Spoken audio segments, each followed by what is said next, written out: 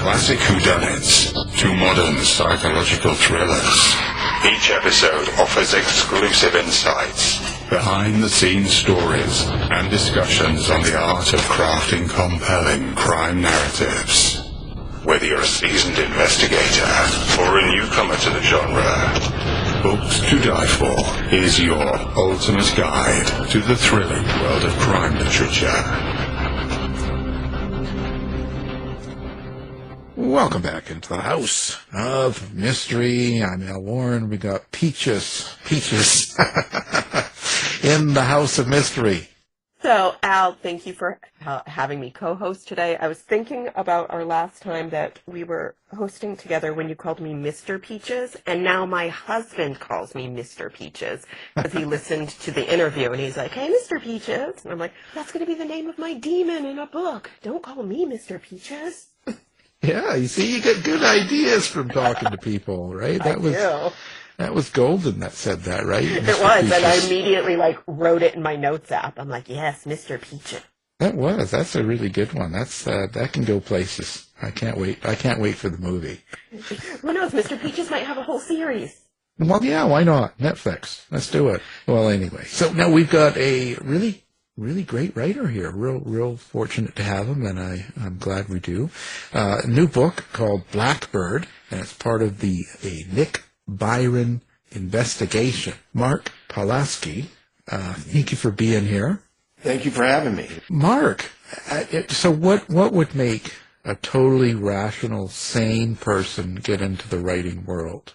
Well, I started at an early age and wasn't really thinking about it. I went into journalism. I first was, when I went to college, was a acting drama major and switched into journalism when I walked into the student newspaper office one day and saw all the fun they were having, and decided to immediately switch careers. And that's how it kind of started. And I went from that to newspaper work. Then, like a lot of people, migrated to the internet and digital media. And I've been at it ever since. Well, when you write a book like this, and this part of this series and stuff, what are you thinking about when you write this? Like, what draws you to doing a mystery investigation sort of thing like this, in this kind of story? I think the characters, one, and I've always had, probably like a lot of people, little plots running in the back of my mind about things. And,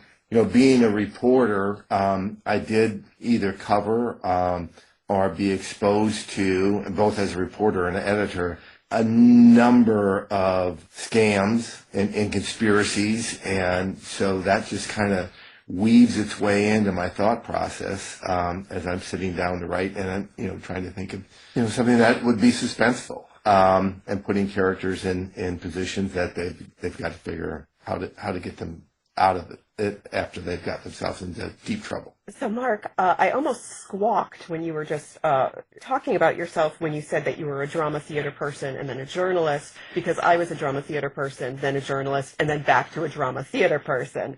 I know, when I'm developing a character, a lot of my, former drama background kind of takes over with my character development. Did your background in drama and theater help you create your characters, especially your central character, Nik? I haven't said this too much, but a number of people who have read the series and the first two books, Hack and Friendly Fire, describe them as very visual and cinematic. And so subconsciously, I think that is true. I mean, I even more consciously probably.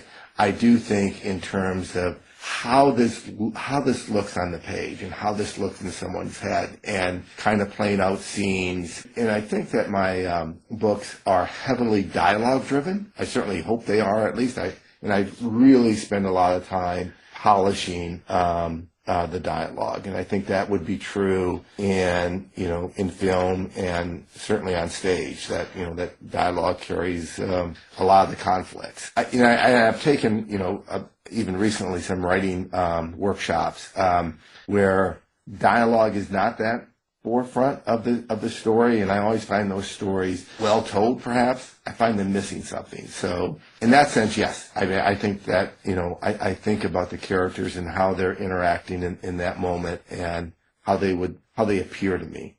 both physically and emotionally, and what how they're expressing themselves. Do you play every role in your head as if you if I was starring in this movie? Not necessarily, but I do have friends who do that, and there is work being done on putting together a pitch for the series for film. So I'll just leave it there. So that. Well, you don't dress up. I dress up like my characters. I mean, Al, you write about serial killers. and I mean, it's important to get into the character. I got to be real. I mean, I won't lie. I've done it. I'm I'll just dress up like my ghost. Well, there we go. Now hair, we're hearing dress. it now. Yeah. I get it now. How do you make a character like Nik Byron? How do you make this character so that it's one that people want to follow? They want to know what goes on. I mean, because character's really the key, isn't it? Right?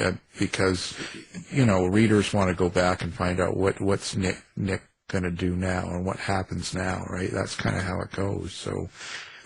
What's your process? So, having been a reporter, having known a lot of reporters, I have honestly drawn from my experience. And Nik is sort of an homage to a reporter who worked for me.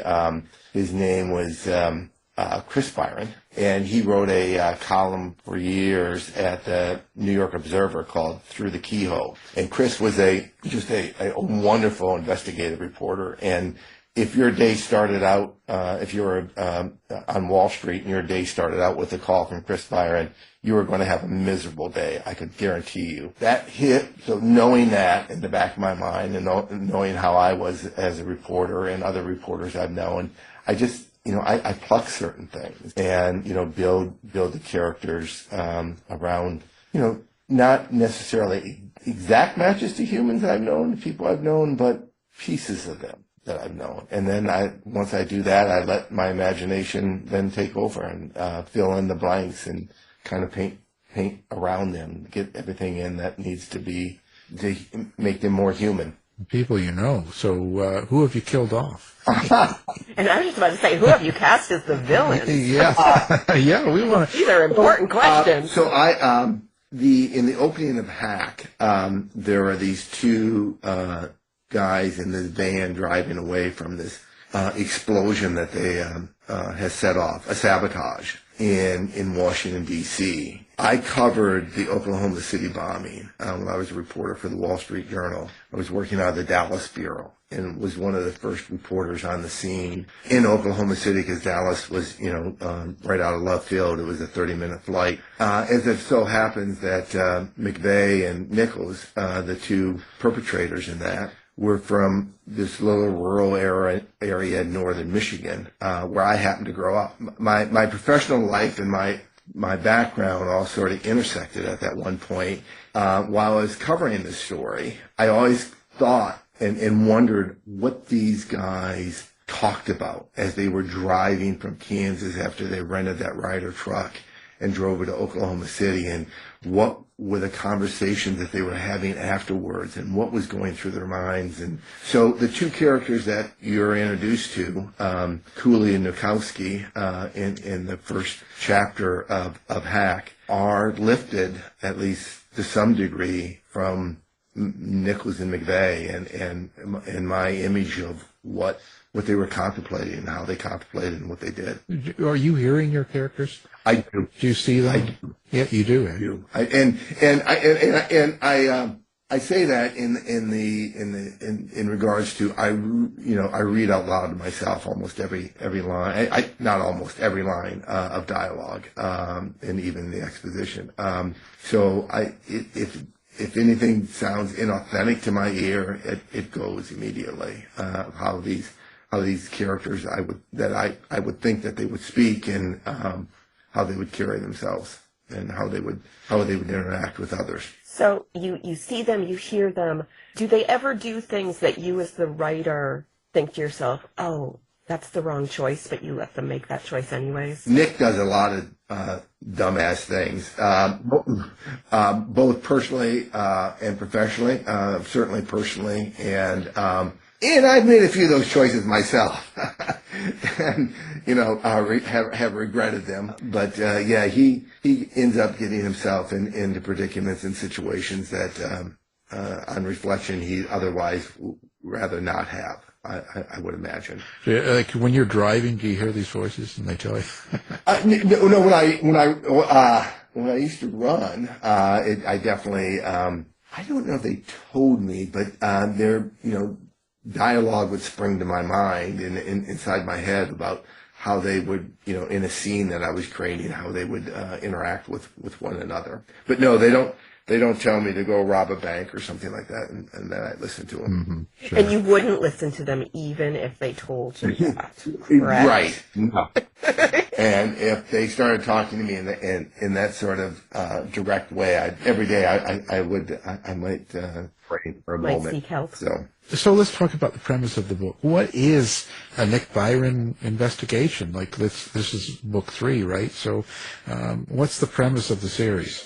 All 3 of them start out with pretty much a dramatic first chapter. Then we find Nik shortly thereafter, either in the generally in the throes of some self-reflection, regret, things that are not going right in his life, and these stories are these events sort of materialize in front of him. And Nik is a reporter for Newshound. He started out as the chief editor in Washington, D.C. Even before day 1 of his new job, he's demoted.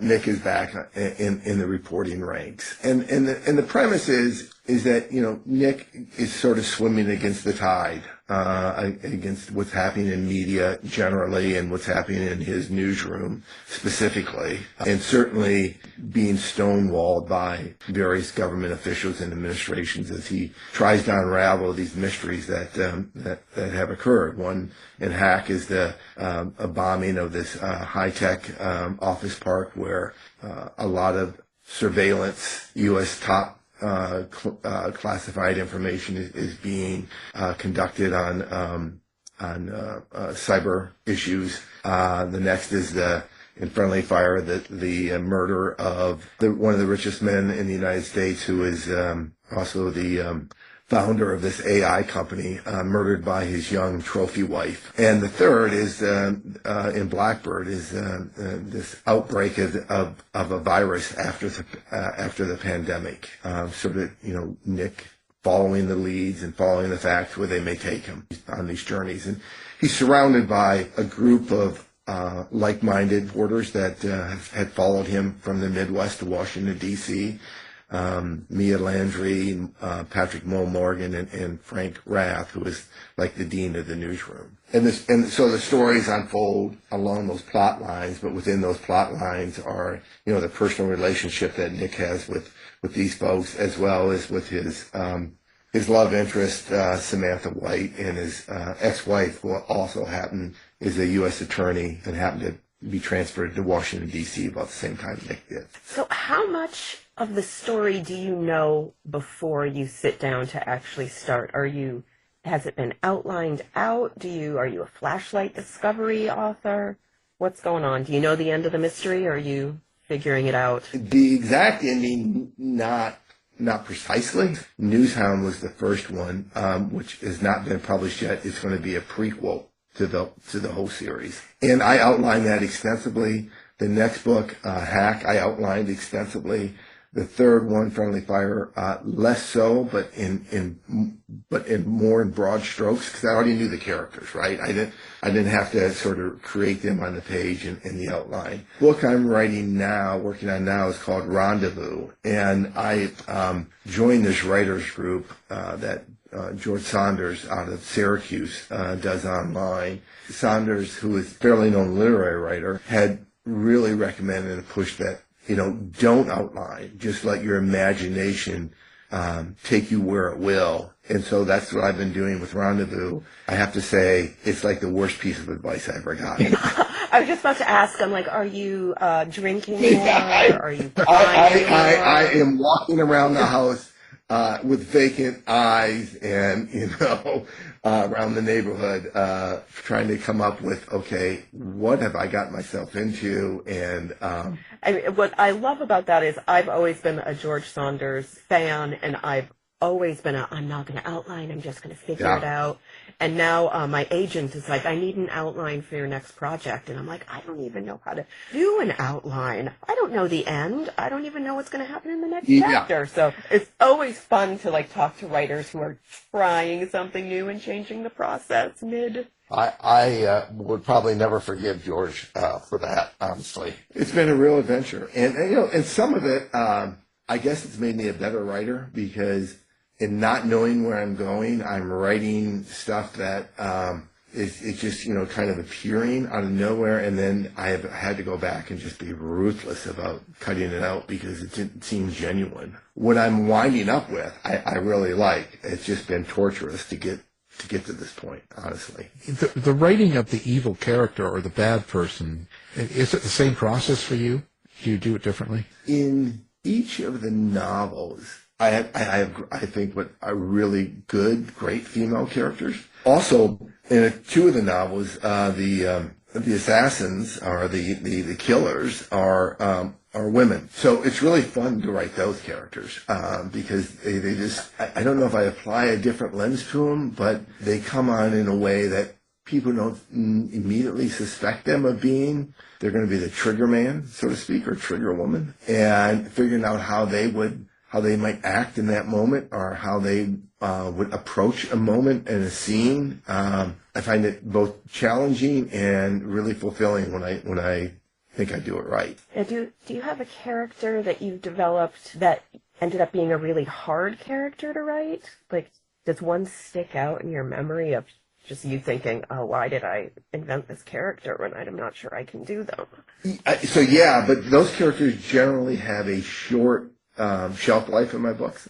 So the one is in Friendly Fire, the guy named Jeff Tate, who is the owner of this AI company called Yukon, which is the largest AI company in the world. I didn't have to wrestle with him too much once I sort of built him up, because he gets killed in the first chapter. And I didn't know that when I started writing the book, but once I outlined who he was going to be or what he was, I realized that it became almost a caricature of a character. And I didn't want that. I didn't know how I would carry him forward and how he would speak. And, he's eliminated immediately, which allows me to just go back and describe him to people, because I don't have to put him in dialogue since he's already dead. And I think that was the hardest part for me to think about in him, is how that person, one of the richest people in the world, founder and owner of the largest AI company, how he conduct himself in person, and how he would interact with people in speaking to them. So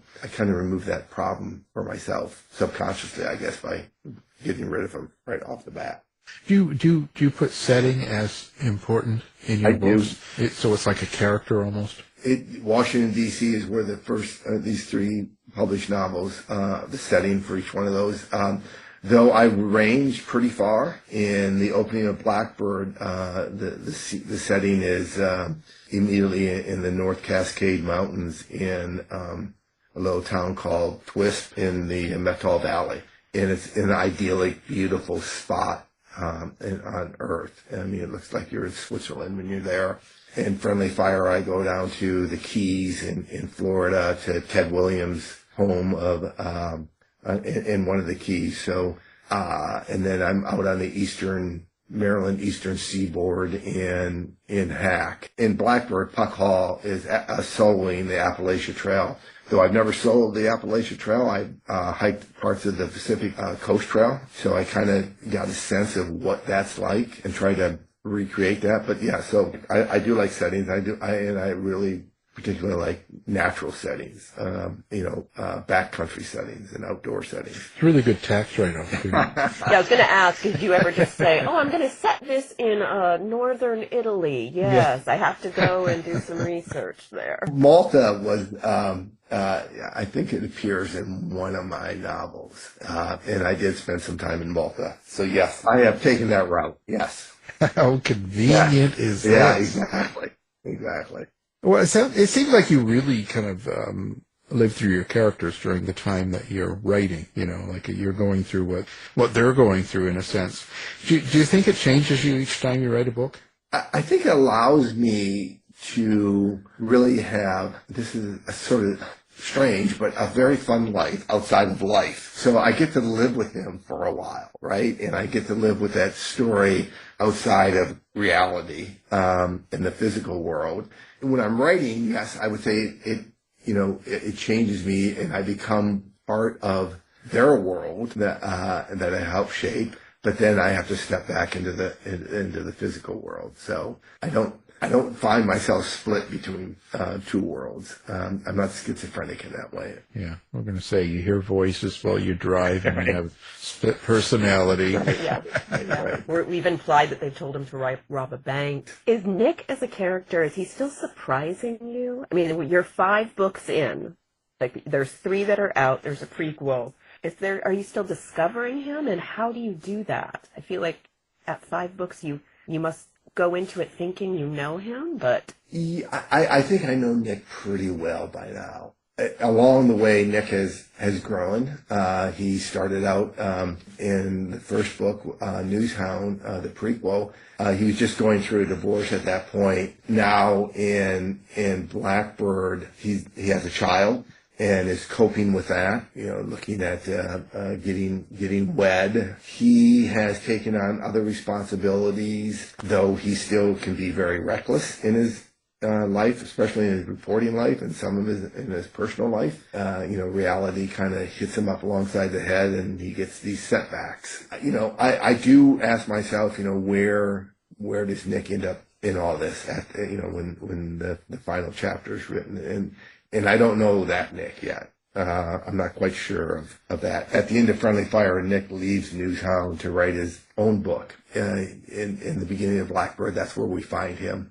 His book is published. He has gotten good reviews, but his sales have been anemic, to say the least. And he's kind of at a loss of what he's going to do with his life at this point. He's no longer in the news business. His publisher and agent are pushing him to write another book. Even though his first book has not been very successful, he's in a funk, in a quandary. Oh, no, I feel like I'm Nik. We're all Nik, aren't we? So what inspires you? Other writers or other things around you? Of course, besides reading my books or Jennifer's books, which I know that's at the top. But yeah, that's at the top. Other than that, do you have inspirations? I do have some deep friendships with some other writers, and discussing writing with them. I just took a workshop with, I don't know if you know him, Tom Jenks, fairly established editor of 20th century writers, and for totally different reasons, not to write thrillers and mysteries, but to understand more the depth of literary deconstruction and thinking about different writing projects. My brother, my oldest, I'm from a family of, my mother had 10 children. I was the youngest, and my oldest brother was a writer, a beautiful writer. He's now passed away. He wrote much more literary pieces and was a English professor and writing instructor. And so I read his, I have some of his pieces that I read. Honestly, my wife, was a English major and a literary major, and, she's always threatened to write a novel, and I'm the one writing the novels, and never had that sort of inspiration from an early age, like she always has had. So life can be funny that way. Do you let her read your stuff before it goes to a publisher or an editor, or is that too Absolutely tough? No. She's got a good ear. She's a voracious reader, and especially on the female character, she really helps me not think through, but gives me good feedback on the characters. So that's great, and oftentimes about the plot or the pacing. She can be a little too soft sometimes. I find, I write something, oh, that's great. I go back and really, I'm not so sure that's great. So Yeah. She's probably rolling around. Right. Good job, honey. Yeah, that's wonderful. Don't worry, nice. I'll keep working. Don't worry. Right. So what's next? I want to finish Rendezvous. I'm about 65,000 words into it. It's probably going to be around the 80,000 word when I'm finished. So if I squint, I can kind of see the finish line from where I am, though I have a high wire act to pull off and pulling a lot of threads together for the plot. And then after that, I have this moving away from the thriller category, for stepping away from it for a bit. This larger coming of age story that I've been thinking about for some time with these group of young boys. That was really one of the motivations for taking the writer's workshop, to kind of help think in a different way on a project like that versus what I've been writing. So I'm looking forward to that, at least now, since I don't have to work on it and it hasn't become work yet. It seems exciting. I'm sure at some point along the line when I do start, I will say to myself, why did I do this? Yeah. I miss Nick. Yeah, I might miss Nick. Nick would need a rest as well as I think I might need a rest too. So that'll be okay. So listen, do you like to have interaction with readers, social media? Do you have a website? How do people find Mark? Yeah, I do have a website. It's markpawlosky.com. I'm on Twitter, now X. I'm on Facebook. I'm on Instagram. I'm going to be doing a reading of Blackbird at an event on July 11th. I'm in Kansas City, and there's a bookstore here called Rainy Day Books, and only moved here 2 years ago after living 30 years in Seattle area in the Pacific Northwest. It turns out Rainy Day Books is nationally, if not internationally, known and recognized bookstore. It gets authors from all over the world to come in and do events. These two, husband and wife, founded it 40 plus years ago and have built this incredible platform for writers. And I'll be doing a reading in July, which I'm looking forward to. I've done a couple other bookstore events, so I get to meet people, and We'll put all of that up on our website, with your website and everything, so people can find you real easy. Now, the book is called Blackbird. It's a Nik Byron investigation. Mark Pawlosky, thank you for being here. thank you so much for having me. It's been a treat. This has been a production of the House of Mystery Radio Show. To find out more about our show, guests, or hosts, go to our website at houseofmysteryradio.com.